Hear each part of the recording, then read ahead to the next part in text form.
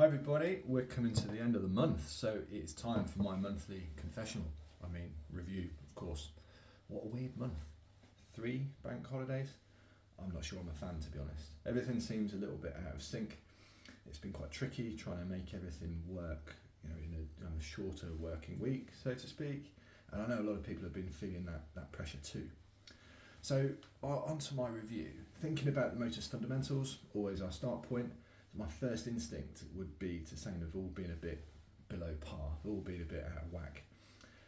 I know I haven't done enough strength training or as much as I'd want this month, and I'm feeling a little bit ropey from hay fever as well. So, as usual, next step is to consult the data and see what has actually happened. So I did this earlier, and to my great surprise, pleasantly surprised, my overall activity level, overall exercise level, has actually been above average, certainly above what I've done over the last few months. So how come? Well, the main one, as some might know, as some of you probably do know, is that we got a new doggy this month, which is all very exciting. So I've been walking him for accumulating about 90 minutes a day, probably, for the last couple of weeks. And then I also looked back through my diary and realised I've been mountain biking for a weekend with my youngest daughter, and I've been running pretty much every week with the other one. So I have been active and exercised, in fact more than normal, but because it's been different, I kind of hadn't picked up on it and hadn't realised. And it's actually interesting to think about the overall health impact of that, taking this wider view of health that we do. Exercising and time like that with my children is priceless. And it's basically one of the main reasons that I want to stay fit and healthy, is so I can do stuff like that and not have to worry about it. Can my body do it? Can I keep up with them? Although that is going to be a problem soon. We can just do it and not have to think about it, not have to plan it, not have to worry it. We not have to worry about it. It's just because that's how we lead our lifestyle that we can. And also, overall, an extra 90 minutes per day at the moment, walking the dog outside in nature, surrounded as we are by trees and fields and all that kind of stuff, sometimes with Anna, sometimes with us all as a family. What's that doing for my all-round health?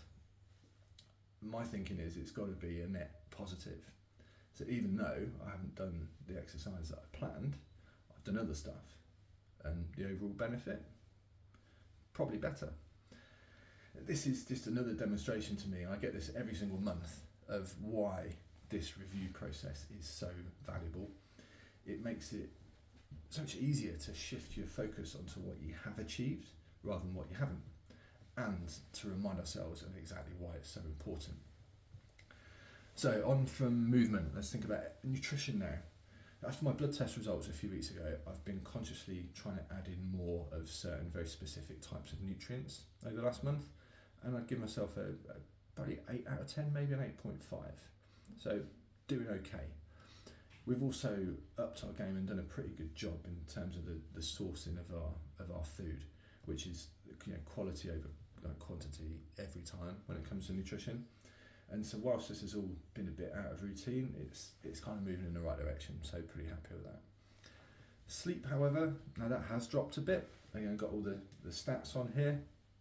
Interested in my sleep quality is at least maintained, if not better, but I'm just not quite getting enough. And part of that has been from getting up earlier to walk the doggy, so there's a kind of a known reason for that. But I do need to do something else here, because I'm definitely noticing the effect of that small drop. So there is my monthly review in a nutshell. And what this process has reminded me of yet again is that just going on how you feel isn't good enough, basically. It's not going to cut it.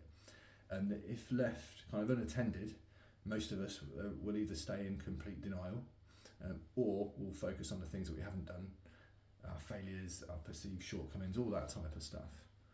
So what this is really about for me is about how we can uphold the standards that we set for ourselves, but without kind of really overly beating ourselves up if we haven't quite met them, which I've come to learn is essentially personal self-harm, right?